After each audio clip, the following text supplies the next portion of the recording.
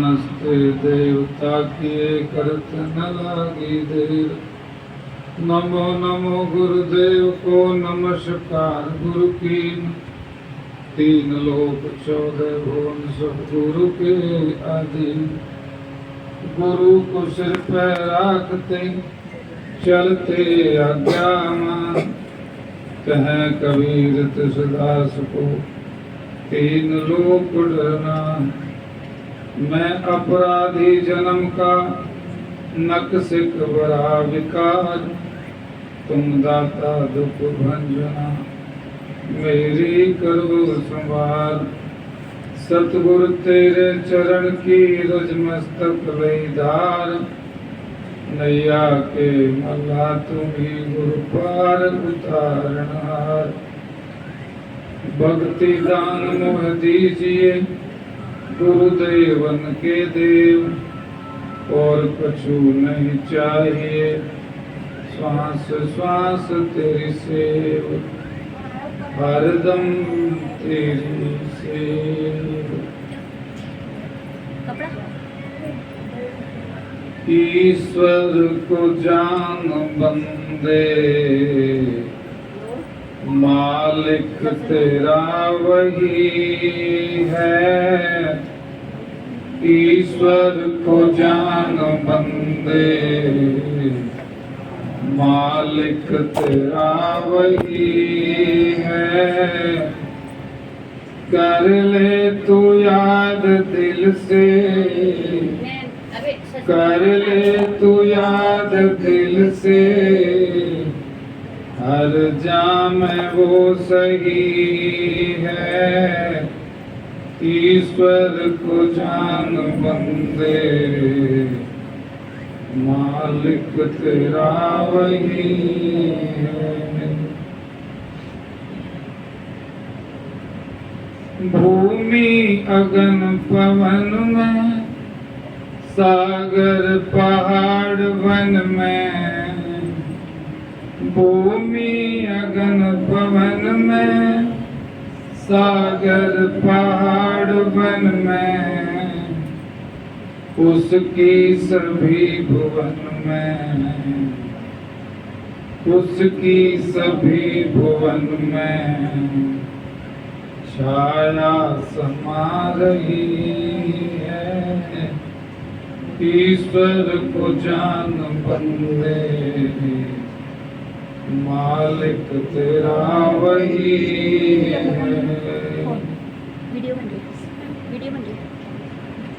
उसने तुम्हें बनाया जग खेल है दिखाया। उसने तुझे बनाया कल जग खेल है दिखाया। तू क्यों फिर भुलाया, तू क्यों फिर भुलाया। उम्रा बिता रही है।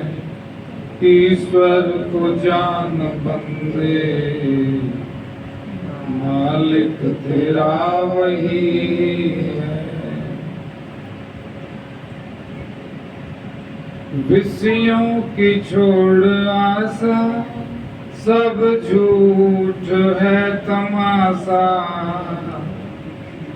विषयों की छोड़ आशा सब झूठ है तमाशा। दिन चार का दिलासा, दिन चार का दिलासा। माया फंसा रही है। ईश्वर को जान बंदे मालिक तेरा वही है। दुनिया से दिल हटा ले प्रभु ध्यान में लगा ले। दुनिया से दिल हटा ले प्रभु ध्यान में लगा ले। ब्रह्मानंद मोक्ष पाले। ब्रह्मानंद मोक्ष पाले, तन का पता नहीं है, ईश्वर को जान बंदे, मालिक तेरा वही है।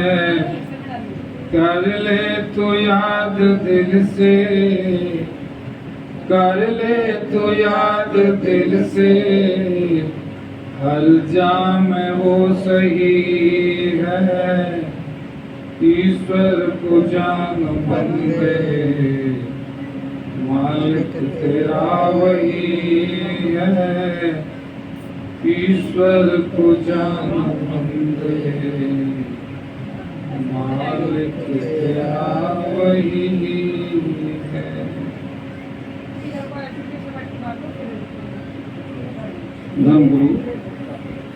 धन गुरु रूप हरि शासन जी, परमपिता परमात्मा के चरणों में नमन करते हुए, दादा गुरुदेव परम संत कृपाल सिंह महाराज के पूज्य चरण कमलों में कोटान कोट नमन करते हुए, गुरुदेव पिता परम संत ठाकर सिंह महाराज के पूज्य चरण कमलों में दास का कोटान कोट नमन।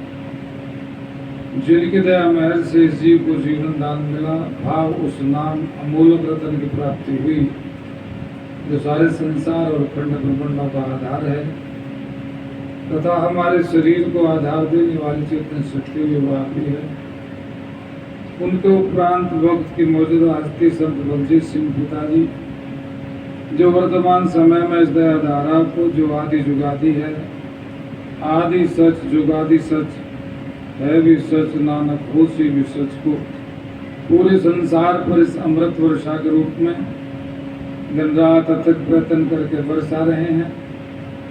पवित्र चरण कमलों में कोटान कोट नमन करते हुए, आज दिन तक वो प्रभु की सत्ता जिस पोल पर भी प्रकट होकर काम करती रही, यह फिलहाल कर रही है, सभी महापुरुषों के पवित्र चरण कमलों में दास का धन्यवाद प्रणाम।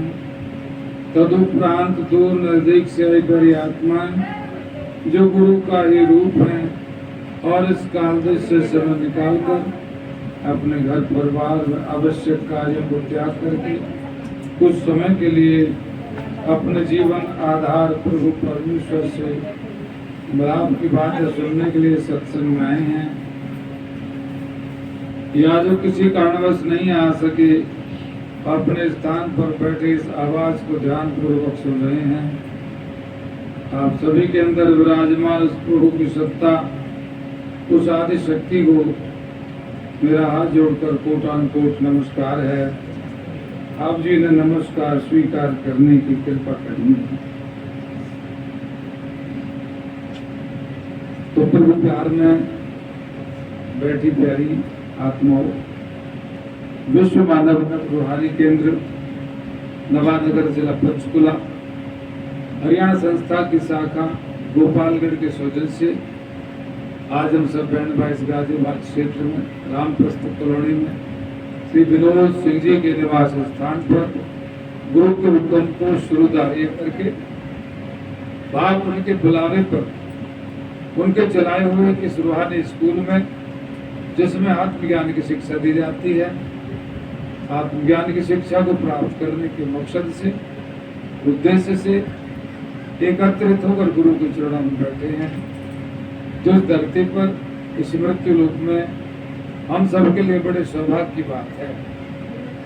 जिन भेजे तिन आप बुलाए, सुख सहज सेती घर आओ। तो ये बुलावा किसका है? उस परमेश्वर का, जिसके हम सब आत्मिक रूप में बच्चे हैं और इस देह को धारण करके इस संसार रूपी जंगल में पशुओं की तरह जीवन जीने के लिए मजबूर हैं, जी रहे हैं, जीना ही पड़ता है, क्योंकि पहले रचा प्रारब्ध, बाद में बना शरीर। इसमें चार्जिंग नहीं भी है, इससे या तो उस पर लगाओ, डायरेक्ट लगा दो बिजली में इसको, नहीं तो आगे आ जाओ सारे, आवाज इतनी तो है ना, आगे मिलके बैठो। आप तो भूले बैठे हो, बहुत जगह है, इतने आदमी आ जाएंगे इसमें, आप बाहर बैठ के सब इसके ऊपर रख दो अगर चार्जिंग की प्रॉब्लम होगी। हाँ, इसमें लगाओ इसको, बिजली में लगा दो इसको, डायरेक्ट अप डाउन कर रहा है भैया। ये बैटरी खराब हो जाती है इसकी, चार्ज नहीं होते ये ज़्यादा, लगातार बिजली में लगेगा तब चलेगा। देखिए एक तार लगी हुई है, 3 महीने की गारंटी होती है सिर्फ इस बैटरी।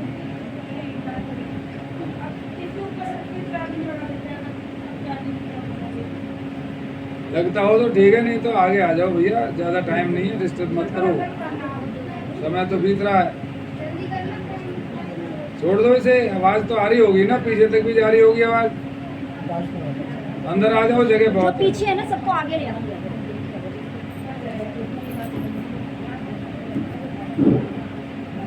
तो हमें प्रारब्ध जो मिला है वो भोगना है। हमें जब तक किसी संत महापुरुष की सोहबत करने का अवसर नहीं मिलता तब तक हम इस शरीर को अपना आप समझते रहते हैं, और यहाँ जो भी कुछ घटित हो रहा है उसको समझ नहीं पाते, क्योंकि हम केवल सुख चाहते हैं, दुख हम चाहते ही नहीं। लेकिन दुख आता है, और आता क्यों है ये हमें नहीं पता। इसे हमें संत स्पष्ट करते हैं कि ये सुख और दुख सपन मत हैं, ना तो ये सुख सच है और ना ये दुख सच है। ये उड़ जाने के लिए है, ये कर्म है, कर्म से ही ये शरीर चल रहा है।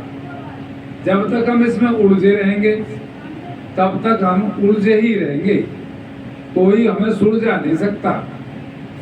हमें संत भी सुलझने का मार्ग बताते हैं। सुलझना चाहेंगे तो सुलझेंगे, नहीं चाहेंगे तो नहीं सुलझेंगे, क्योंकि विधान कर्म का है। कर्म प्रधान विश्व रच राखा, जो जस कीर्तास पड़ जाखा। यदि कर्म प्रधान है तो चलेगी तो प्रधान की ही। अब कोई सजेस्ट कर सकता है भाई इससे बचने का ये इलाज है, बचना चाहो तो बचो, नहीं बचना चाहो तो मत बचो, क्योंकि हम आजाद हैं कुछ भी करने के लिए, और ये आजादी के कारण ही हम संसार में फंसे हुए हैं।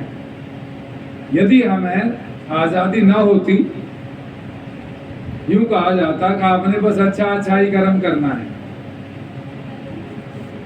तो फिर वो आजादी नहीं मानी जाती।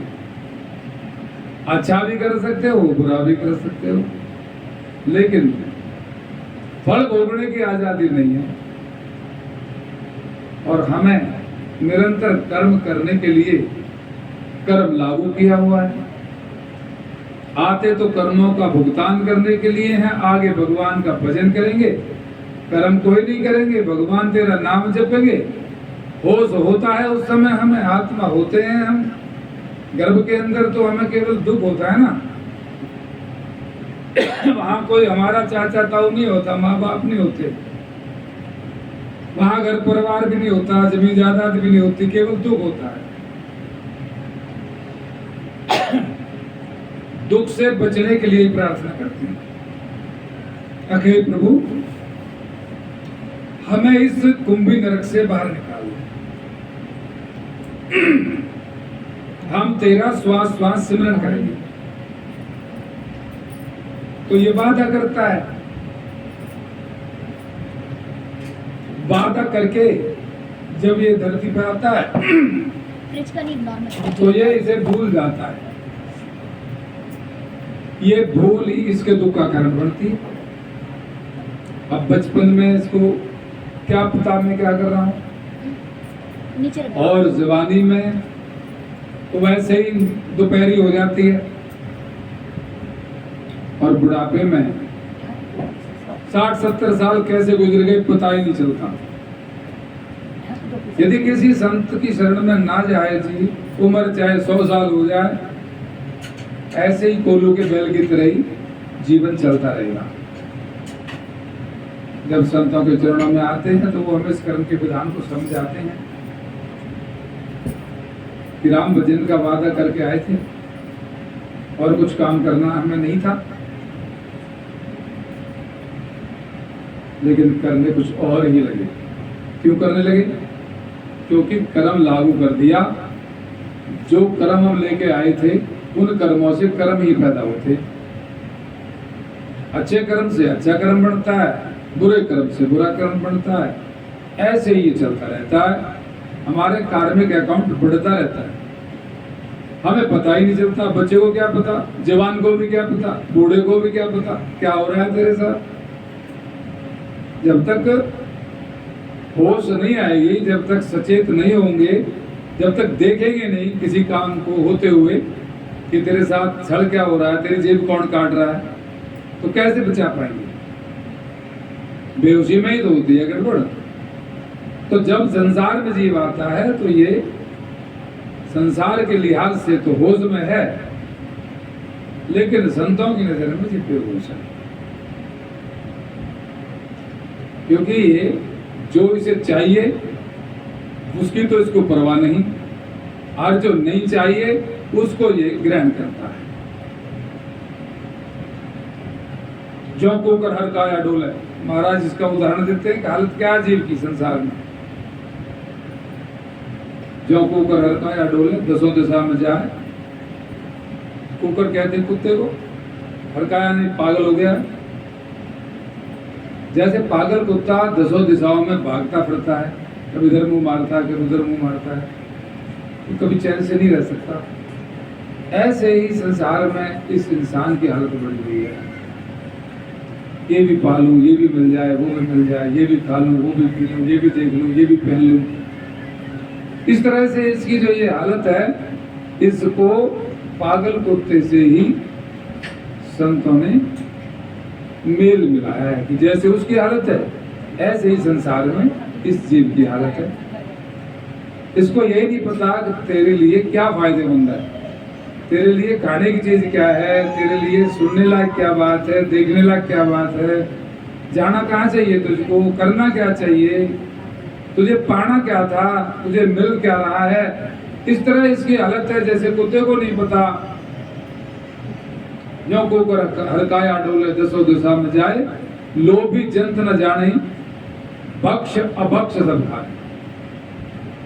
भक्ष मतलब जो खाने योग्य है, अभक्ष मतलब जो खाने योग्य नहीं है। इसको इनको भी पता नहीं चलता कि क्या चीज मेरे लिए फायदे की है और क्या चीज नुकसान की है। जैसे कुत्ते की हालत है, वो सब में मुंह मारता घूमता है, आदमी भी सामने आ जाए उसको खाएगा, उसको कोई भी सामने आ जाए उसमें मुंह मारेगा। ऐसे ही लोभी जंत न जाने, भक्ष अभक्ष सब खाए। किसी भी तरीके से जो कुछ दिख रहा है ये मिल जाए, छल से मिल जाए, बल से मिल जाए, चालाकी से मिल जाए, चतुराई से मिल जाए, मेहनत करके मिल जाए, ईमानदारी से मिल जाए, बेईमानी से मिल जाए, किसी की गर्दन काट के मिल जाए, कैसे भी मिल जाए। ये लोभी की हालत संतों ने वो पागल कुत्ते से तुलना की है। लोभी जंत न जाने, उसको यही नहीं पता तेरे लिए चाहिए क्या, जो भी मिले वो ही ठीक, कुछ भी आएगा उसको ही खाने लग जाएगा। ये नहीं पता कि तेरे फायदे की चीज क्या है और नुकसान की चीज क्या है। इसकी स्थिति को आप जैसे कोई पागल हो गया हो तो फिर जब तक उसका इलाज नहीं होगा तब तक वो ठीक कैसे हो सकता है। अब वो यदि सोचेगी कि ऐसे ठीक हो जाए, महाराज ठाकर सिंह उदाहरण दिया करते थे कि सारे मरीज यदि फैसला ही कर लें कि हम किसी डॉक्टर की मदद नहीं लेंगे, हम अपने आप ठीक हो जाएंगे, तो कोई भी ठीक नहीं हो सकता। सारे मिलकर के भी एक को ठीक नहीं कर सकते वो आपस में। लेकिन उनके बीच में यदि एक डॉक्टर पहुंच जाए तो वो सबको ठीक करने की क्षमता रखता है। ऐसे ही संसार जो चल रहा है, दिख रहा है हमको, ये रोग से ग्रस्त है और ये सभी को रोग लगा हुआ है। कोई भी है, चाहे जो देह में आया है वो रोग को लेके ही आया, क्योंकि संसार की रचना ही परमात्मा ने कुछ ऐसी की है। मौजूदाती संत बलजीत सिंह इसके रचना के बारे में समझाते हैं कि गुरुवाणी में आता है कि होमा बिक पाया, होमा कहते हैं अहंकार को, ईगो अहंकार, मैंपना। होमा बिक पाया संसार उपाया।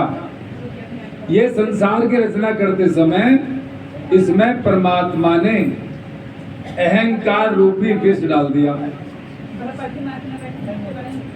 अब जब इसमें अहंकार रूपी विष डाल दिया तो जहर तो अपना काम करेगा ही करेगा। अब जो भी इसको ग्रहण करता है संसार को, वो जहर ही ग्रहण करता है, क्योंकि इसमें हमें रूपी जहर पड़ा हुआ है। जितना जितना इसको ग्रहण करेगा उतना उतना ही नशा चढ़ता चला जाएगा। जितनी जितनी जहर की मात्रा जाती चली जाएगी उतना ही बेहोश होता चला जाएगा। और दादा कृपाल सिंह जी महाराज कहा करते थे, भाई जहर खाए जाए और हाय हाय करे जाए, तो ये तो इलाज नहीं। जहर खाना छोड़े ना और सोचे मैं ठीक हो जाऊं।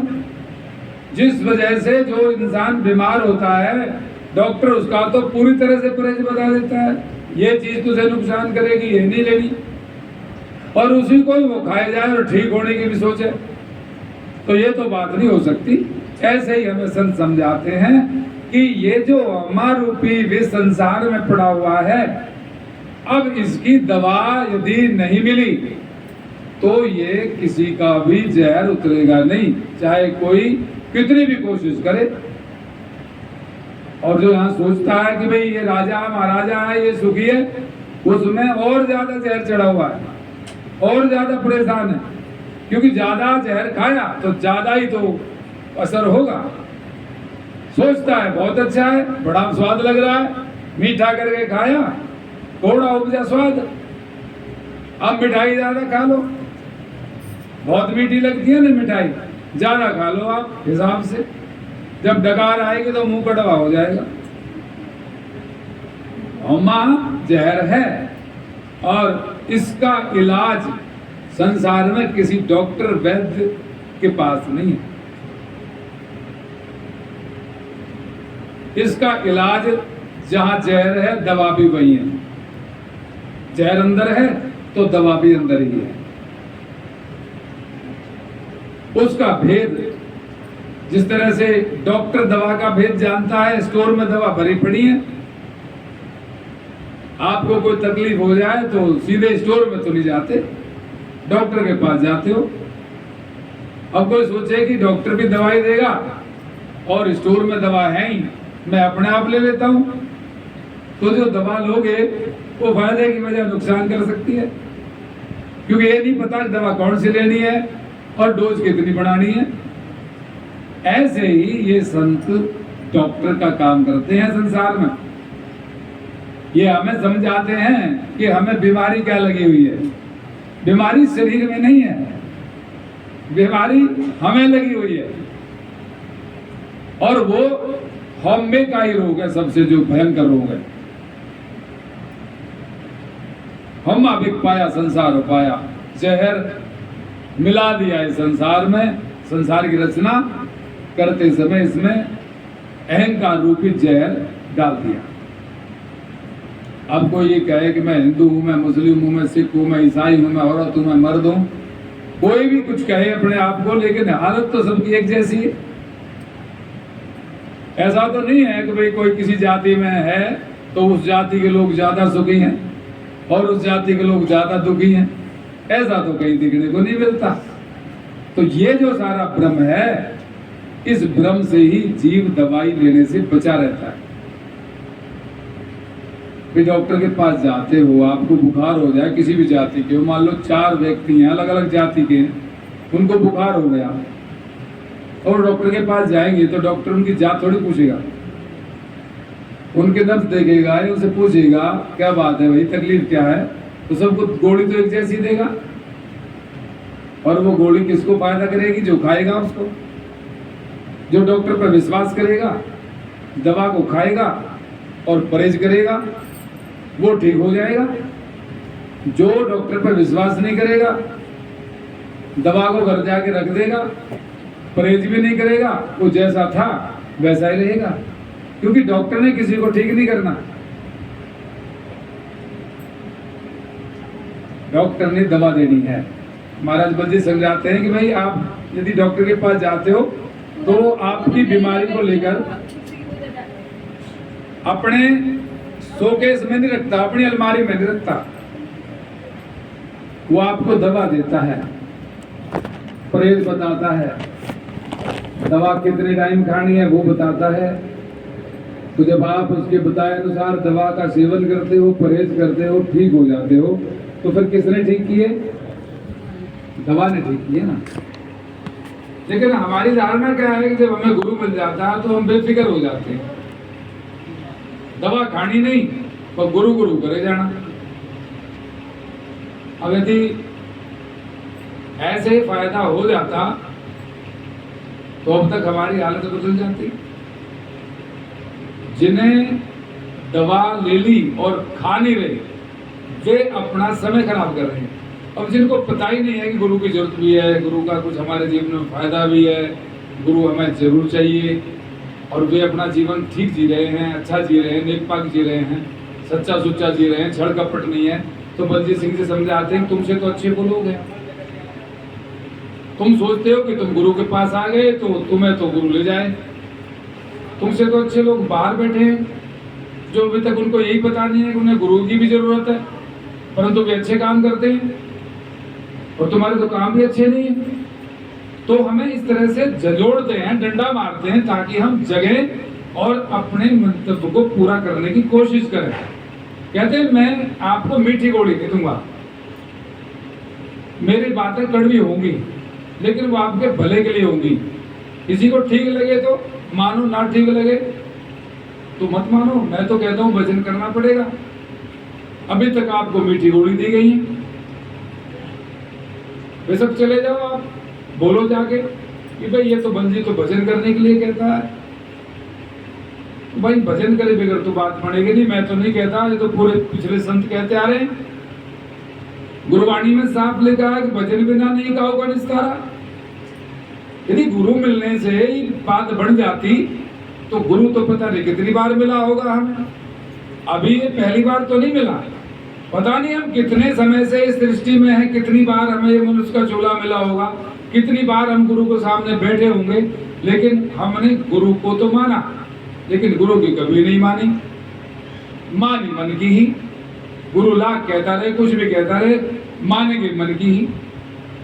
तो जब मन की मानेंगे तो मन का तो खेल ही ऐसा है, उसका तो काम ही है, उसको दोष देने से तो कोई फायदा नहीं। आप चोर ठगों से दोस्ती कर लेते हो तो उनका जो काम है वो तो करेंगे ही, बाद में पछताने से क्या फायदा। इसलिए होश हो जाना जरूरी है, सजग हो जाना जरूरी है। और बिन सत्संग विवेक न होई, राम कृपा बिन सुलभ न सोई। जब तक जीव सत्संग में नहीं आता सजगता नहीं आ सकती। चाहे वो कितने भी ग्रंथ पढ़े, कितने भी तीर्थ करे, जब तब नियम संयम करे, ये कोई गलत चीज नहीं है, ये करना बुरी बात नहीं है। लेकिन जिस उद्देश्य को हम पूरा करने के लिए शरीर में आए हैं वो पूरा नहीं होगा। ये एक तरह से अंदर जाने की तैयारी है। इसे दादा गुरुदेव प्रोपरेशन ऑफ द ग्राउंड कहा करते थे। जमीन की तैयारी है, शुभ कर्म है। अब जमीन की तैयारी करे जाए किसान, उसमें बीज ना बोए तो फसल कैसे होगी। इसीलिए ये कार्य तो प्रारंभिक है, ये तो करने ही चाहिए। पूजा पाठ करना बुरी बात नहीं है, तीर्थों पे जाना बुरी बात नहीं है, जब तक करना, दान पुण्य करना, कथा कीर्तन करना बुरी बात नहीं है। लेकिन यही किए जाए और आगे ना बढ़े तो इसका फल केवल शुभ है।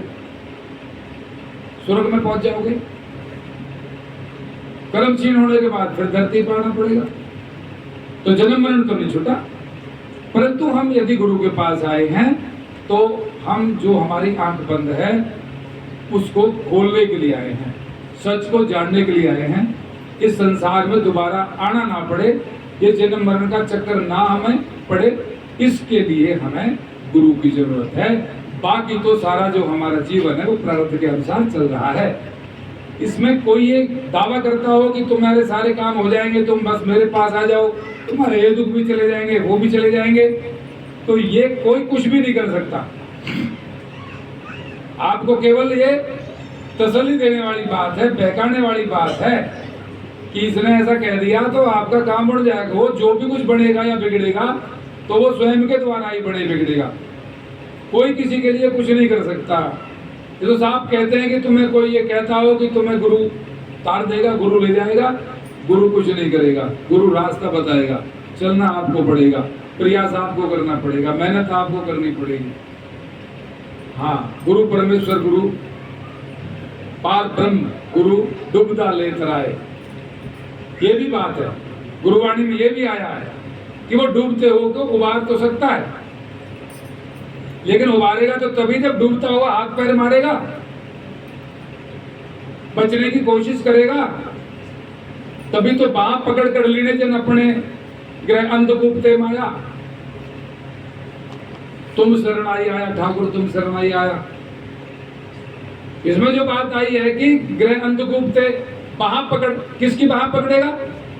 जो डूबने से बचने की कोशिश करेगा, जो पानी में है वो हाथ पैर मारेगा, बचने के लिए प्रयास करेगा, तो देखेगा तो उसके अंदर ही तो बेचैनी होगी, बेचारा ये डूब रहा है, इसका मदद करनी चाहिए। और जो पानी में गया, नशे की गोली खा के हाथ पैर मारा ही नहीं, तो उसको बचाने के लिए कौन आएगा? यदि हाथी अपने बल के ऊपर मगरमच्छ के चुंगल से छूट जाता तो फिर ये बात काहे को होती? इस बात का ये इशारा है कि जब तक हम यहाँ पर अपने आप को कुछ भी समझे हुए हैं, किसी भी चीज पर भरोसा कर रहे हैं, तब तक डूबते ही रहेंगे। हाथी सबसे ज्यादा ताकतवर जानवर जीव बताया है संसार में, उसका ही ये जो उदाहरण आता है, श्रीमन नारायण गीत तो गाते हैं हम, और उसमें इन बातों को भी दोहराया जाता है। गज और ग्राह जले लड़े जल भीतर, जो जिसका देश होता है वो वहां सबल होता है।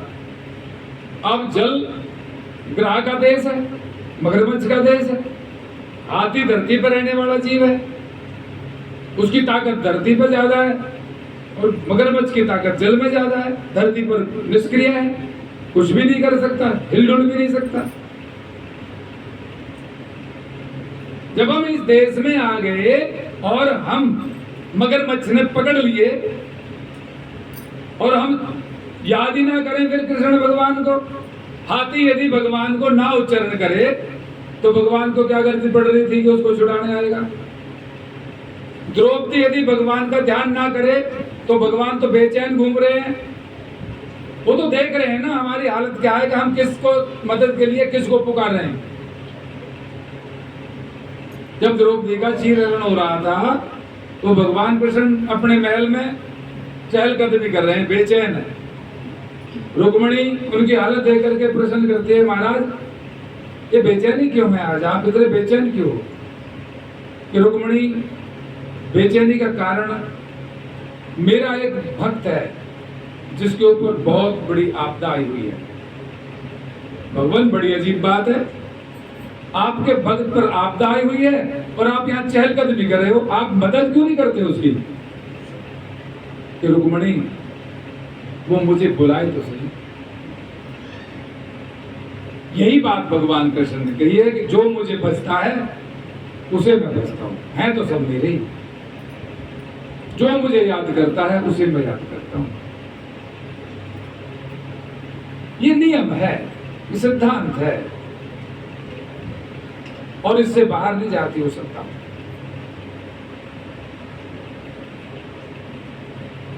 हम इस संसार रूपी भवसागर में पड़े हैं, कर्म रूपी मगरमच्छ ने हमारी टांग पकड़ी हुई है और हम निश्चिंत हैं, डूबने के लिए तो तैयार हैं, लेकिन परमात्मा को पुकारने के लिए होश नहीं। इस होश को हमें गुरु दिलाता है।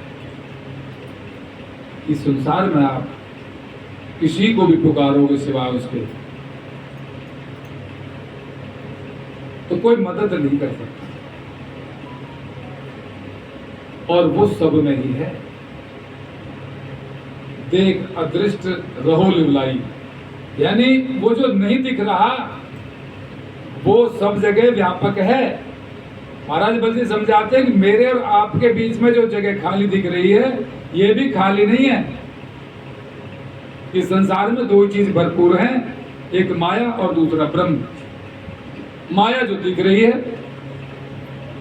और जो नहीं दिख रहा वो ब्रह्म। कहने के लिए दो हैं, लेकिन ब्रह्म ने ही माया का रूप धरा है। ये माया ब्रह्म की ही अभिव्यक्ति है। ये उसका खेल है जिसमें हम फंसे हैं, और इससे हम खेल में पास होने के लिए, खेल में जीतने के लिए ही हम खेल के मैदान में जाते हैं। हारने की इच्छा लेके तो नहीं जाते। तो जब तक खेल के नियम नहीं पता होगा, खेल के मैदान में खेल खेला कैसे जाता है, कैसे बचा जाता है, कैसे नंबर लेके आना पड़ता है, तब तक हम हारते ही रहेंगे। और हारते रहे हैं, इसलिए अभी यहाँ बैठे हैं। आज फिर हमें मौका मिला है कि हम जीत की ओर बढ़ें। अब जीत की ओर तो तब बढ़ेंगे जब हमें होश आए। जहर चढ़ा हुआ है, नशे की हालत में है, तो दूसरे के पाले में ही पड़े रहेंगे नशे की हालत में। तो होश आने के बाद जब देखेंगे कि मैं तो इधर पड़ा हूं, मेरी जीत तो उधर होनी थी, तो उठ के भगेगा ना। होश में ही तो भग सकता है, सपना देखेगा ना। बेहोशी में तो सोया रहेगा, सपना देखेगा, उस पाड़े में तो नहीं जा सकता। जगकर होश में आकर उधर जाएगा। और वो जो रोग है जिसकी वजह से ये बेहोश है, उसकी दवा होमा बिक पाया संसार पाया, सबद बसे बिक जाई। इसमें जो जहर भरा हुआ है, ये संसार जो है, ये जहर है। जो भी कुछ अभी तक हमने प्राप्त किया है, वो सब इसके अंदर भरा पड़ा। और जितना जितना मिलता चला जाता है, अहंकार उतना ही उतना बढ़ता चला जाता है।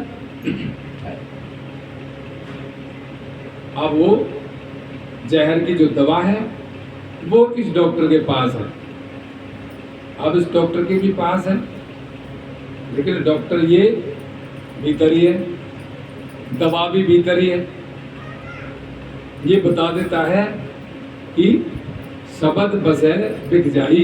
अब जो तुम्हें दवा दी है राम नाम जपने की, सिमरन करने की, सेवा करने की, सत्संग करने की, संतों के दर्शन करने की, ये दवा जब आप लोगे, गुरु का शब्द जब आपके हृदय में बस जाएगा। अभी क्या बसा हुआ? बेटा पोते, जमीन जायदाद, धन दौलत, मान बढ़ाई, पद प्रतिष्ठा आदि, ये सब कुछ बसा हुआ है। अब जब डॉक्टर के पास जाएंगे तो सबसे ख्याल हट जाता है, दवा पर ख्याल पहुंच जाता है। ठीक होना है तो बहुत से तो ऐसे भी हैं कि कोई बात नहीं, मरी जाना है, पर दवा नहीं खानी क्योंकि बहुत कड़वी है। जीभ पे ही नहीं रखी जाती, कैसे खाएं जी? लोग समझाते भी हैं, भैया कोई बात नहीं, जीभ तक ही तो कड़वी है, ना हम पे ना खाई जा। ऐसे ही तो नहीं आ पाते लोग सत्संग में, ऐसे ही तो नहीं कर पाते सिमरन, ऐसे ही तो नहीं कर पाते शब्द के साथ ताल्लुक, क्योंकि कड़वा और खट्टा है। हमें मीठी गोली अच्छी लगती है, और मीठा स्वाद जहर का ही है। तो गुरु हमें दवा तो देता है, लेकिन वो कड़वी है। कड़वी दवा को तो बच्चा भी आसानी से नहीं खाता, और अब बच्चे ही तो हैं, परंतु फिर भी जबरदस्ती, जिस तरह माँ बच्चे के मुख में दवा को जबरदस्ती डाल के वो नहीं सटकता तो नाक बंद कर देती है, अपने आप चली जाती है अंदर दवा। उसको युक्ति पता है ना दवा अंदर कैसे जाएगी। तो ये जो बार बार सत्संग में आना है, ये दवा का ग्रहण करना, जबरदस्ती तो दवा खिला रहा है गुरु। कौन चाहता है सत्संग में आना?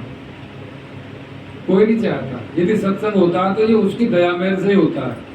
वो जिस घर में भी आना चाहता है, उस घर में ये प्रेरणा जगा देता है कि आज मेरे घर में जन्मदिन है, या आज मेरे घर में शादी की सालगिरह है, आज मुझे कुछ अच्छा लग रहा है, भगवान का नाम लेना चाहिए। तो ये सब वही खेल करता है कि अपने बच्चों को जहां जहां उसने जाके दवा देनी है, तो वो जबरदस्ती ही दे रहा है, लेने के लिए कोई तैयार नहीं है। ये उसकी बहुत बड़ी अनुकंपा है, ये उसकी बहुत बड़ी कृपा है। और फिर बताता है बार बार कि ये दवा ग्रहण कीजिए बेटे, भजन करो, भजन करो, भजन करो। भजन बिना नहीं काऊ का निस्तारा। भूल में मत रहना, परमात्मा हर जगह व्यापक है पूर्ण रूप से, उसे किसी भी रूप में मानो, लेकिन वही सब कुछ है। अभी नवरात्रों में महाराज जी ने थोड़ा प्रवचन दिया था पीछे नवानगर, शुरुआत की थी कि बेटे जो भी व्यवस्था हुई हमसे उसके लिए माफ करना, आपको कष्ट हुआ होगा, परंतु बेटे माँ के चरणों में तो कहते हैं स्वर्ग है, स्वर्ग होता है, सब समय एक जैसा नहीं रहता। कष्ट आया है तो ये भी जाएगा, अच्छा दिन आता है तो वो भी जाता है, कोई गलत आता है तो वो भी जाता है, लेकिन हमें किसी भी रूप में दुख हो या सुख हो परमात्मा को याद रखना चाहिए। पर हमारी टेंडेंसी है, हमारी आदत है, हमारा स्वभाव है कि हम दुख में तो परमात्मा को याद करते हैं परंतु सुख में नहीं करते। परंतु बेटे ना तो सुख ही सदा रहना है ना दुख ही सदा रहना है। किसी भी परिस्थिति में, किसी भी अवस्था में और किसी भी रूप में हमें परमात्मा को नहीं बुलाना चाहिए। सब रूप परमात्मा के ही हैं, परमात्मा से ही सब कुछ बना हुआ है। कहीं से भी किसी भी रूप को मान लो, परंतु जिस भी रूप को मानोगे भाव तो उसको पूरा ही देना पड़ेगा। भगवान को पाने के लिए संसार की कोई भी ना तो भाषा है जो उसको बोल करके समझा दोगे कि जी मुझे तुम्हारी जरूरत है, ना कोई धन है जिससे उसको प्रलोभन दोगे कि भाई आपको हम ये इतनी स्वर्ण मुद्रा दे देंगे, इतना जमीन दे देंगे, ये दान कर देंगे, आप हमारे को मिलो। उससे मिलने का जो जरिया है, जो गुरबाणी ने बताया है, वो भाखा भाव अपार, भाव की भाषा को समझता है और वो भाव भी अपार होना चाहिए। लेकिन हमें संसार की वस्तु के लिए तो भाव पूरा रहता है, परंतु परमात्मा को पाने के लिए हम फॉर्मेलिटी करते हैं, इसलिए नहीं मिलता। संत बलजीत सिंह यही जोर देते हैं, बिना भाव के तो कहते हैं ये मेरा तकिया कलाम है, बिना भाव के तो आप सब्जी मंडी में जाते हो तो बैंगन भी नहीं मिलते। आप भाव पूछते हो, वो बोलता है 20 रुपए किलो है, आप कहो कि 18 लगा ले तो कहेगा चल आगे बढ़। तो जब बिना भाव के यहाँ कोई चीज नहीं मिलती तो बिना भाव के परमात्मा कैसे मिलेगा। संत बलजीत सिंह जी कहते हैं कि यदि संसार की किसी भी वस्तु को आप भाव दोगे तो परमात्मा मिलने वाला नहीं है। कबरा खड़ा बाजार में लिए हाथ में लूप, जो घर जा रहे अपना चलो हमारे साथ। यानी यहाँ का जो भी कुछ ख्याल है वो यही फंसाएगा और इसी ख्याल को बदलने के लिए गुरु हमें दवा देता है, यानी बेहोशी से होश में आने की दवा। जब बेहोश है तो ख्याल कुछ है और होश में आ जाएंगे तो ख्याल कुछ और होगा। ख्याल का ही तो बदलना है। जब होश में आ जाएंगे तो ख्याल हमारा सही जगह पे होगा कि अब हमारा घर किधर है, हमारे माता पिता किधर है, हमारा परिवार किधर है। फिर उधर को चलोगे कि नहीं, जंगल की तरफ नहीं भागोगे। नशे में तो इंसान इधर उधर ही भागता है, जो के ऊपर हर काया डोले, दसों दिशा में जाएगा, घर नहीं आएगा, घर का पता ही नहीं है। तो कहते हैं कि कुछ बातें हैं हमारे पूर्वजों ने धर्म के साथ जोड़ दी। जैसे माता के नवरात्रे हैं, इनमें व्रत रखा जाता है, व्रत रखना चाहिए। व्रत के दो मतलब होते हैं, भूखा रहना या एक संकल्प करना कि आज सारे दिन मैंने ऐसे करना है। तो उसमें कुछ जो नियम बनाए हैं वो इस मन को कंट्रोल करने के लिए बनाए हैं। कहते जब तक आपका अपने मन पे कंट्रोल नहीं होगा भक्ति नहीं कर सकते। यदि ये चारों तरफ लपकता रहेगा तो भक्ति नहीं कर सकते, क्योंकि मन ने ही करनी है भक्ति। अब ट्रेनिंग तो इसको हमने दे रखी है दुनिया की,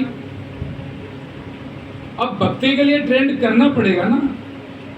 गुरु जो युक्ति देता है मन को ट्रेंड करने की युक्ति देता है। तो अब ये जो छोटी छोटी जो क्रियाएं हैं हमारे धर्म से जो जोड़ी गई हैं, ये मन को अंकुश लगाना, कि जो कलश स्थापित करेगा वो 9 दिन घर से बाहर नहीं जाएगा। अब शरीर तो बैठा है लेकिन मन तो नहीं टिक रहा, परंतु अब वो शारीरिक रूप में तो बाहर नहीं जाएगा, मन तो जाएगा। जाएगा तो फिर जाएगा कहां तक, कब तक जाएगा? आना तो वहीं पड़ेगा, परंतु जाएगा।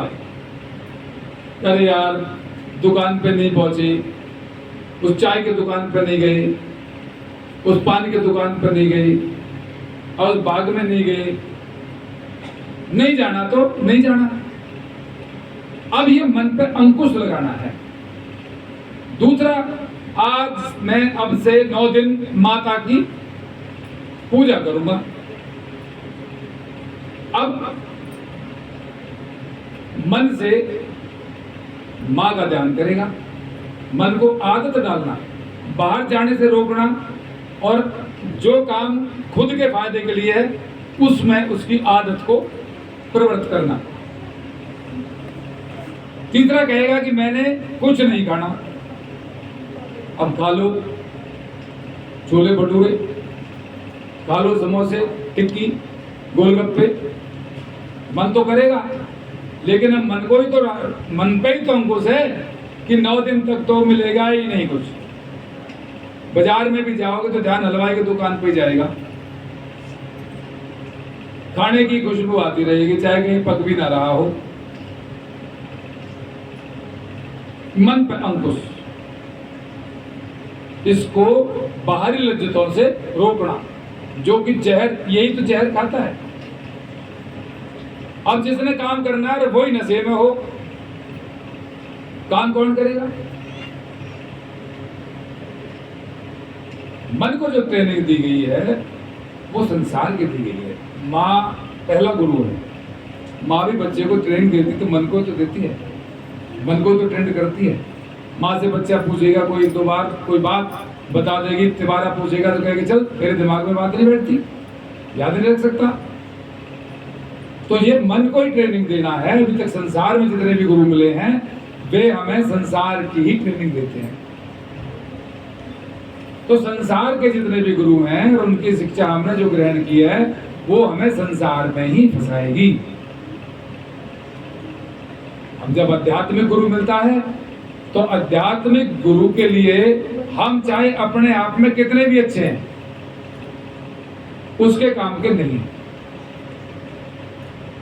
वो सबसे पहले हमारे विश्वास को तोड़ता है। बहुत से लोग ये कहते हैं कि हमें सत्संग में जाने की जरूरत क्या है, हम झूठ नहीं बोलते, हम सबकी मदद करते हैं, हम सबसे अच्छा प्रेम करते हैं, हमारे घर में बड़ा अच्छा मेल है, हमें क्या जरूरत पड़ रही है सत्संग में जाने की? हम तो पूजा पाठ करते हैं, हम तो दान पुण्य भी करते हैं, हम गीता पढ़ते हैं, रामायण पढ़ते हैं, बाइबल पढ़ते हैं, सारे ग्रंथों का अध्ययन करते हैं, सब शास्त्रों का हमें ज्ञान है। तो ये भी तो एक उसको जो वो अहंकार है तो वो भी गुरु के काम का नहीं है, वो बिल्डिंग को गिराता है। ब्रह्मा विष्णु महेश का जो काम है, ये जो गुरु को परमात्मा या पारब्रह्म कहा जो गया है, ये इसके काम के ही आधार पर तो कहा है। ये जो वो तीनों मिलकर करते हैं ये अकेला करता है। ऐसे ही वो परमात्मा का दर्जा गुरु को दिया गया है कि परमात्मा अकेला वो काम कर सकता है जिसको वो तीनों देव कर रहे हैं। माँ है, वो तीनों को जन्म दे के काम बांट दिए, लेकिन जब वो फेल हो जाते तो काम माँ ही करती है, वो फिर अकेली करती है। तुम पीछे हट जाओ, मैं देखती हूँ कौन मेरे सामने आता है। यही तो हमें शिक्षा दी जा रही है कि तुम्हें माता च पिता तुम्हें बंधुश्च सखा तुम्हें विद्या च द्रविड़म तुम्हें सर्वम मम देवा। अब ये जो शास्त्रों के अंदर मंत्र है ये एक के ही बारे में है कि वही सब कुछ है, कि तू ही मेरी माता है, तू ही मेरा पिता है, तू ही मेरा रिश्तेदार है, बंधव है, सखा है, मित्र है, दोस्त है, तू ही मेरा धन है, चाहे किसी भी तरह का धन है तू ही है, चाहे सोना चांदी है, चाहे हीरे जवाहरात है, चाहे तेल की खान है, चाहे कोयले की खान है, चाहे हीरे की खान है, जो भी कुछ है वो तू ही है। तो मैं तू ही सब सर्वदेव देवा, तू ही सभी देवों में देव तू ही है, सब में तू ही समाया हुआ है। तो फिर उससे अलग कोई है ही नहीं है, तो फिर छोटा किसको कहेंगे? कहीं से भी शुरू कर दो। यही महाराज समझाते हैं कि तुम्हें सत्संग सुनकर बड़े घमंड हो जाते होंगे, बड़ा है, तुम अहंकार करते होगे, तुम सृष्टि का सिरमौर हो, तुम भगवान का ही रूप हो, भगवान ही हो, तुम तो भगवान हो, लेकिन महेश भगवान नहीं है, गणेश भगवान नहीं है। इनको नेगेटिव पावर बताते हो तुम। कहने का भाव उनका यही है कि बेटे द्वैत को छोड़ दो, दो है ही नहीं है, खेल सारा एक का ही है। अंतर की आंख खोल लो, एक दिखेगा, वो सब में वही है, सब में जोत, जोत है सोई, आपे आप निरंजन होई। वो जोत निरंजन, वो जोत रूप है जो बिना माया के है, बिना मैल के है, उसका रूप श्वेत है। श्वेत को जो वेदों में वर्णन किया है, कर्पूर गौरव कर्णावतारम, कर्पूर गौरव, कर्पूर मतलब कपूर की तरह बिल्कुल श्वेत, जिसमें कोई गंदगी नहीं है, वो परमात्मा का रूप है। वो कहां दिखेगा? वो अंदर में दिखेगा, जहां वो है वहां पहुंचना पड़ेगा। अब यहाँ सत्संग हो रहा है, यहीं तो होगा, कोई आएगा तो यहीं तो देखेगा। अब यहाँ हम हैं तो ये बिल्कुल 100% सच है कि हम हैं यहाँ, लेकिन जो यहाँ है उनके लिए तो यहाँ है, जो है नहीं है तो उनके लिए तो नहीं है। वो तो नहीं कहेंगे कि यहाँ कोई आया था। आप कहोगे कोई आया था, कुछ कह के गया था, जिस दिन जो आया ही नहीं यहाँ उसको कैसे यकीन होगा? वो कहेगा हमें नहीं पता, हमने तो नहीं सुना, हमने तो नहीं देखा। तो जहां जो चीज है वहां जाके ही मिलेगी। इसलिए संत हमें कहते हैं कि नव दरवाजे नवे दरपी के 10वें अमृत चुनी जाए। 9 दरवाजों का जो रस है ये फीका है। अमृत धार गगंधर द्वार, रे मन मेरे ब्रह्मना कीजिए, मन मानिए अमृत रस पीजिए। तो जो हमारे फायदे की चीज है वो बाहर नहीं है। सब कुछ घर में, बाहर नहीं, बाहर डोले से भरम भुलाई। ये सारे भेद जितनी भी बातें संत कह रहे हैं, ये हमें अंतर में ध्यान करने के लिए, अंतर में उस स्थान पर पहुंचने के लिए प्रेरित कर रहे हैं। लेकिन हम इधर सुनते हैं, उधर निकाल देते हैं। बिना चले तो नहीं पहुंचेंगे।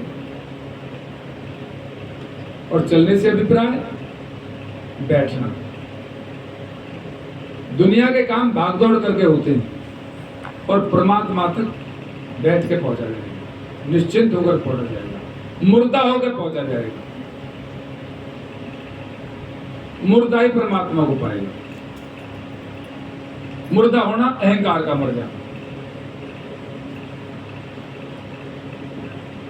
मुर्दे को आप आग पर रख तो कुछ नहीं कहेगा, मुर्दे को आप फूलों पे डाल दो कुछ नहीं कुछ होगा, उसके ऊपर सस्ता कफन डाल दो तो कुछ नहीं कहेगा, महंगे सॉल्ट डाल दो तो कुछ नहीं कहेगा।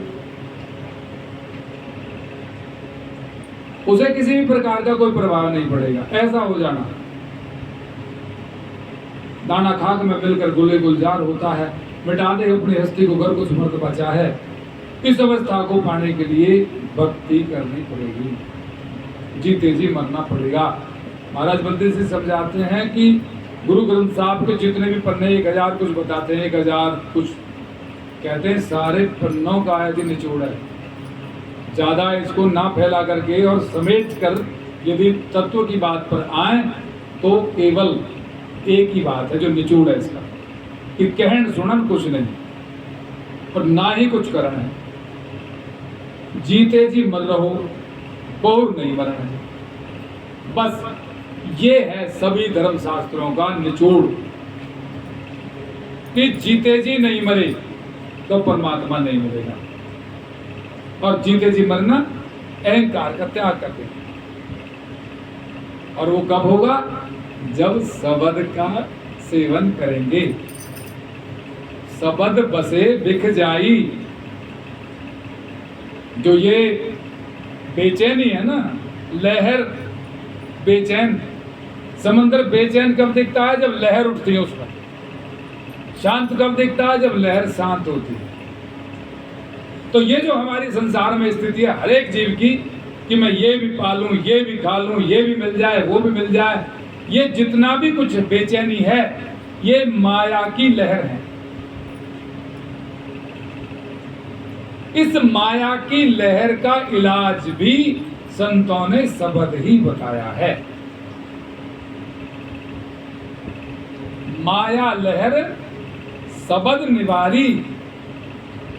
ये माया की जो लहरें हैं, इनको भी शब्द खत्म कर देगा, हौमे को भी शब्द खत्म कर देगा।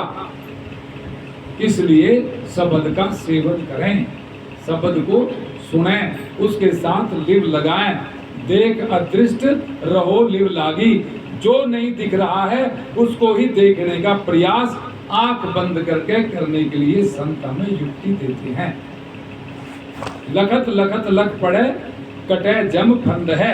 अभ्यास करते करते घटना घटेगी, प्रकाश आएगा, जीवन मुक्त हो जाओगे, जन्म मरण से बच जाओगे। जब तक ये घटना नहीं घटेगी तब तक जाल टूटेगा नहीं। जरा सा भी रह गया तो वही बुनना शुरू हो जाएगा। बीज नाश होना जरूरी है। यानी छोटी सी भी इच्छा संसार की है तो जाड़ का अंश है, वो वही जाड़ फिर दोबारा से वैसा का वैसा ही बन जाएगा। बिल्कुल वो शांत, जब तक पानी शांत नहीं होगा हमारा चेहरा उसमें नहीं दिखेगा।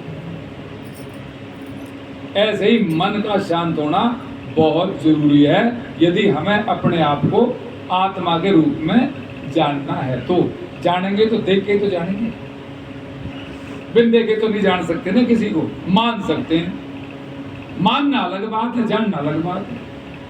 मानती तो दुनिया है कि भगवान है, लेकिन जानता कोई नहीं। तो जो जाने सो दे जनाई। अब ये जानते हैं, इनके पास कोई आने के लिए तैयार नहीं। आ भी जाता है तो उनकी बात सुनने के लिए तैयार नहीं। सुन भी लेते हैं तो समझने के लिए तैयार नहीं। समझ भी लेते हैं तो अमल में लाने के लिए तैयार नहीं। इसलिए लाखों में कोई है नहीं, करोड़ों में कोई एक, 13 जन एकाध है कोई। इसलिए गुरुवाणी में ये बात कही गई। परंतु उस एक की श्रेणी में हम भी पहुंच सकते हैं। जो पहले ने प्रयास किया वो प्रयास हम भी कर सकते हैं। करना पड़ेगा ना, कर्म प्रधान है। तो इसलिए गुरु हमें संसार में गुरु देता है। और जो ये है कि भाई ग्रेस मार्क दे के पास करने वाली जो बात है वो ये है कि हम कम से कम कुछ तो करते रहें। बाबा कृपाल सिंह महाराज कहा करते थे कि भाई स्कूल में रोजाना जाता है विद्यार्थी, पढ़ने में कमजोर है, बुद्धि में बात नहीं बैठती जल्दी, लेकिन जब पेपर देता है उसमें उसके नंबर कुछ कम नजर आते हैं मास्टर को, तो उस पर ध्यान देता है कि विद्यार्थी आता तो रोज था, स्कूल में तो गैर हाजिर नहीं है, हाजिरी तो पूरी है, तो वो उसको ग्रेस मार्क देके पास कर देता है। इसलिए भोले भाव मिले रघुराई, चालाकी चतुराई किसी का अपना है। हम बुद्धि का यदि इस्तेमाल करेंगे तो सत्संग में ज्यादा देर नहीं टिक पाएंगे। आज सुन लो यार, अगले दिन फिर तुम्हारी पड़ोस में सत्संग होने लगे, और यदि बुद्धि से विचार करोगे तो कहोगे कल तो सुनाई था, आज ही कोई नई बात थोड़ी है। आप फिर वंचित रह जाओगे इससे। यदि ये सोचोगे कि जब वहां बैठे थे जब वहीं हमारा कुछ नहीं बिगड़ा था, तो चलो यहाँ भी बैठ जाते हैं, यहीं क्या बिगड़ेगा। ये पागलपन है। इस ऐसे आदमी को ये कहते सीधा साधा है, इसको नहीं पता कुछ, खामा घूमता रहता है। वो बोला, उस भोले भाव को ही वो पसंद करता है।